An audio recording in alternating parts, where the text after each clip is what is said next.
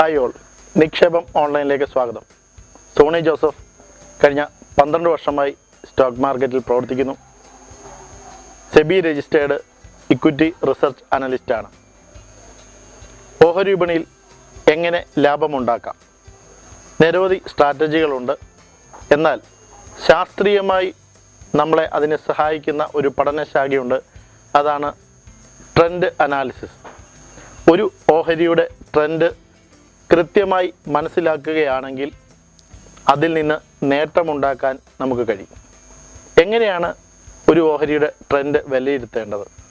Stock മാർക്കറ്റിൽ ഓഹരികളിൽ പലപ്പോഴും സൂചികയ്ക്ക് അനുസരിച്ചുള്ള മൂവ്മെൻറ്റ് ഉണ്ടാകുന്നതായി കാണാം. ഉദാഹരണമായി സെൻസെക്സ് ഉയരങ്ങളിലേക്ക് പോകുന്ന സമയത്ത് ഒപ്പം മിക്ക ഓഹരികളും കയറിപ്പോകുന്നതായി കാണാം. അടുത്ത കാലത്ത് സെൻസെക്സിലുണ്ടായ മുന്നേറ്റത്തിൽ കഴിഞ്ഞ ഒരു വർഷം വളരെയധികം ഓഹരികളിൽ അപ് ട്രെൻഡ് ഉണ്ടായി. എന്നാൽ ഓഹരി വിലകളിൽ ചില സമയത്ത് കുത്തനെയുള്ള ഇടിവ് ഉണ്ടാകാറുണ്ട്. സാധാരണ സൂചികകൾക്കൊപ്പം ഇറങ്ങുന്ന ഒരു പ്രവണത ഓഹരികളിൽ കാണാൻ കഴിയും. അതുകൊണ്ട് തന്നെ ട്രെൻഡ് കൃത്യമായി മനസ്സിലാക്കുക, സൂചികളുടെ ട്രെൻഡ് മനസ്സിലാക്കുക, സെക്ടറുകളുടെ ട്രെൻഡ് മനസ്സിലാക്കുക, ഓഹരികളുടെ ട്രെൻഡ് മനസ്സിലാക്കുക. ഈ 3 കാര്യങ്ങൾ നമ്മുടെ മനസ്സിലുണ്ടായിരിക്കണം. 3 തരം ട്രെൻഡ് നമുക്ക് കാണാൻ കഴിയും. ഒന്ന് അപ് ട്രെൻഡാണ്. അതിൽ നിന്ന് ലാഭമുണ്ടാക്കാനാണ് നാം എല്ലാവരും ശ്രദ്ധിക്കുന്നത്. മറ്റൊന്ന് ഡൗൺ ട്രെൻഡാണ്. ഡൗൺ ട്രെൻഡിൽ നമുക്ക് ലാഭം ഉണ്ടാക്കാൻ കഴിയില്ലെന്ന് ഞാൻ പറയേണ്ട കാര്യമില്ല.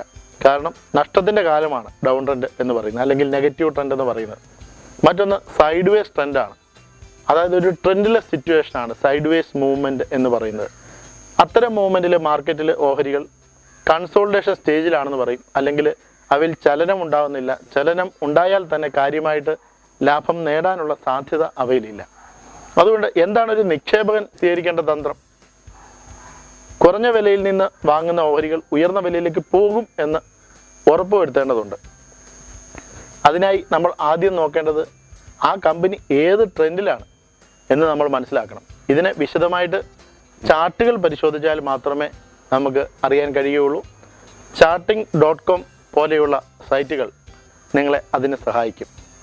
ഒരു ഓഹരിയുടെ ഇതുവരെയുള്ള ട്രെൻഡ് എന്താണെന്ന് മനസ്സിലാക്കുകയാണ് ആദ്യത്തെ ഘട്ടം. അതായത് ഒരു ഓഹരി തുടങ്ങിയിട്ട് ഏകദേശം 20 വർഷമായെങ്കിൽ ആ 20 വർഷത്തെ മൂവ്മെൻറ്റ് മുകളിലേക്കാണോ അതോ താഴേക്കാണോ? അതാണ് പ്രൈമറി ട്രെൻഡ് എന്ന് പറയുന്നത്. അതോടൊപ്പം തന്നെ കഴിഞ്ഞ 10 വർഷത്തെ ട്രെൻഡ് എങ്ങനെയാണ്? അപ് ട്രെൻഡാണോ ഡൗൺ ട്രെൻഡാണോ? അത് നമ്മൾ നോക്കണം. കഴിഞ്ഞ 5 വർഷത്തെ ട്രെൻഡ് എങ്ങനെയാണ്? അപ്പാണോ ഡൗൺ ആണോ? അത് കഴിഞ്ഞ് 1 വർഷത്തെ ട്രെൻഡ് ഉയരങ്ങളിലേക്കാണോ താഴ്ചകളിലേക്കാണോ എന്ന് നമ്മൾ പരിശോധിക്കണം. കുറേയധികം കാലമായിട്ട് പോസിറ്റീവായിട്ട് മൂവ് ചെയ്യുന്ന ഒരു ഷെയർ ആണെങ്കിൽ താരതമ്യേന അതിൻ്റെ മുകളിലേക്ക് വീണ്ടും ആ ഒരു ജേർണി തുടരാനുള്ള സാധ്യത ലോങ് ടൈമിൽ കൂടുതലായിരിക്കും. എന്നാൽ തുടർച്ചയായിട്ട് ഇറങ്ങുന്ന ഒരു ഓഹരിയാണെങ്കിൽ, കഴിഞ്ഞ 5 വർഷമായിട്ട് സ്ഥിരമായിട്ട് ഇറങ്ങുന്ന ഓഹരിയാണെങ്കിൽ സാധാരണഗതിയിൽ ആ ട്രെൻഡ് റിവേഴ്സൽ ഉണ്ടായാൽ മാത്രമേ വീണ്ടും ഒരു മാറ്റം നമുക്ക് പ്രതീക്ഷിക്കാനായി കഴിയുകയുള്ളൂ. അതുകൊണ്ട് പ്രാഥമികമായ ട്രെൻഡ്, പ്രൈമറി ട്രെൻഡ് എന്താണെന്ന് മനസ്സിലാക്കിയാണ് ആദ്യം നമ്മൾ മനസ്സിലാക്കേണ്ടത്. രണ്ടാമത്തെ ഘട്ടം ഒരു ഓഹരിയുടെ ഇൻ്റർമീഡിയറ്റ് ട്രെൻഡാണ്. അതായത് സെക്കൻഡറി ട്രെൻഡ് എന്ന് പറയും. ഇടക്കാലയളവിൽ 1 വർഷത്തിന് താഴെയുള്ള പീരീഡിൽ ഏതുതരം ട്രെൻഡാണ്? ആ പീരീഡിൽ സ്റ്റോക്ക് കൺസോൾട്ടേഷൻ സ്റ്റേജിലാണോ, റേഞ്ച് ബൗണ്ട് ആണോ, അല്ലെങ്കിൽ സൈഡ് വേസ് മൂവ്മെൻ്റ് ആണോ, മുകളിലേക്കും താഴേക്കും മാത്രം നിൽക്കുന്ന ഒരു സിറ്റുവേഷൻ ആണോ എന്ന് നമ്മൾ മനസ്സിലാക്കണം. അത്തരം സാഹചര്യത്തിൽ നിങ്ങളൊരു ഓഹരിയിൽ നിക്ഷേപിക്കുകയാണെങ്കിൽ വർഷാവസാനം നിങ്ങൾക്ക് പ്രത്യേകിച്ച് ഗുണമൊന്നും ഉണ്ടാകുന്നില്ല. എന്നാൽ ആ ഓഹരിയിലെ ചാഞ്ചാട്ടത്തിനനുസരിച്ച് താഴെ വാങ്ങി മുകളിൽ വിൽക്കുന്ന ഒരു സാഹചര്യം റേഞ്ച് ബൗണ്ട് ട്രെൻഡിൽ നേടാനായി സാധിക്കും. ഡൗൺ ട്രെൻഡ് ആണെങ്കിൽ പൂർണ്ണമായിട്ടും ആ ഓഹരി ഒഴിവാക്കുക എന്നുള്ള മാർഗ്ഗമേ ഉള്ളൂ. ഇങ്ങനെ ആ ഓഹരിയുടെ മാർക്കറ്റ് സെൻറ്റിമെൻറ്റ്, മാർക്കറ്റിലെ ആളുകൾ ആ ഓഹരിയോട് കാണിക്കുന്ന സമീപനമാണ് മാർക്കറ്റ് സെൻറ്റിമെൻറ്റ്. അത് മനസ്സിലാക്കി കഴിഞ്ഞാൽ നമുക്ക് ഓഹരികളിൽ വാങ്ങാനും വിൽക്കാനുമുള്ള ഡിസിഷൻസ് എടുക്കുവാനായി സാധിക്കും. ബൈ ലോ സെൽ ഹൈ എന്നുള്ളതാണ് സൈഡ് വേസ് മൂവ്മെൻറ്റിൽ അഥവാ റേഞ്ച് ബൗണ്ട് ട്രെൻഡുള്ള സാഹചര്യത്തിൽ നമ്മൾ ചെയ്യേണ്ട സ്ട്രാറ്റജി.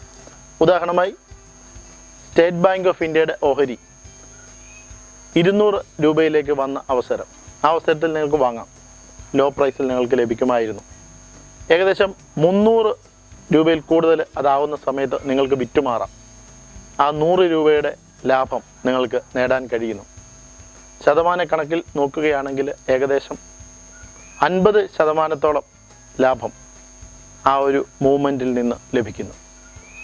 ഇത് റേഞ്ച് ബൗണ്ട് ട്രെൻഡിൽ അല്ലെങ്കിൽ ആ ഒരു സൈക്ലിക്കൽ മൂവ് ഉപയോഗിച്ചുകൊണ്ട് നേടുന്ന ലാഭമാണ്. ബൈ ലോ സെൽ ഹൈ എന്ന സ്ട്രാറ്റജിയാണ് നമ്മൾ ഇവിടെ ഉപയോഗിച്ചത്. അതേപോലെ തന്നെ നമുക്ക് ഉപയോഗിക്കുന്ന മറ്റൊരു സ്ട്രാറ്റജിയാണ് അപ് ട്രെൻഡിലുള്ള സ്ട്രാറ്റജി. ഗുജറാത്തികളൊക്കെ ഇതിനെ പറയുന്നത് ബൈ ഹൈ സെൽ ഹയർ എന്ന സ്ട്രാറ്റജിയാണ്. അതായത് നമ്മൾ വാങ്ങിക്കുന്നത് ഉയർന്ന വിലയ്ക്കാണ്, എന്നാൽ അതിനേക്കാൾ ഉയർന്ന വിലയ്ക്ക് വിറ്റുകൊണ്ട് നമുക്ക് ലാഭം ഉണ്ടാക്കുവാനായി കഴിയും. ഉദാഹരണമായി പറയുകയാണെങ്കിൽ മാരുതിയുടെ ഓഹരി വില ഏകദേശം 3500 രൂപയായിരുന്നു 2016 ഫെബ്രുവരിയിൽ. ഇപ്പോൾ അത് ഏകദേശം 8000 വരെ പോയതായി നമ്മൾ കണ്ടു. 3500 എന്നുള്ളത് ഒരു ചെറിയ വിലയല്ല. ആ വിലയ്ക്ക് വാങ്ങിച്ചാൽ അത് ബൈ ഹൈ എന്ന സ്ട്രാറ്റജി തന്നെയാണ്. പക്ഷേ 8000-ലേക്ക് ആ ഒരു ഓഹരി എത്തിയതായി നമ്മൾ കണ്ടു. ഇവിടെ ബൈ ഹൈ സെൽ ഹയർ എന്ന സ്ട്രാറ്റജിയാണ്. ഉയർന്ന വിലയ്ക്ക് വാങ്ങിക്കുന്നു, പക്ഷേ അതിനേക്കാൾ ഉയർന്ന വിലയ്ക്ക് നിങ്ങൾ വിറ്റിരിക്കണം. അപ്പോൾ നിങ്ങൾക്ക് ലാഭം നേടാനായി കഴിയും. ഒന്നുകിൽ ബൈ ലോ സെൽ ഹൈ അല്ലെങ്കിൽ ബൈ ഹൈ സെൽ ഹയർ.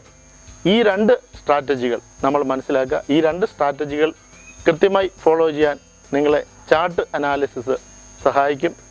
കൃത്യമായ രീതിയിൽ ട്രെൻഡ് മനസ്സിലാക്കിയാൽ, മാർക്കറ്റ് സെൻറ്റിമെൻറ്റ് മനസ്സിലാക്കിയാൽ buy sell decisions, entry exit decisions നല്ല രീതിയിൽ എടുക്കുവാനായി കഴിയും. ഓഹരികളിൽ ലാഭം ഉണ്ടാക്കുന്നതിനുള്ള പ്രാഥമിക പാഠമാണിത്. ആ ഒരു പാഠം ഉൾക്കൊണ്ടുകൊണ്ട് മുന്നേറാൻ നിങ്ങൾക്ക് സാധിക്കട്ടെ. Happy investing.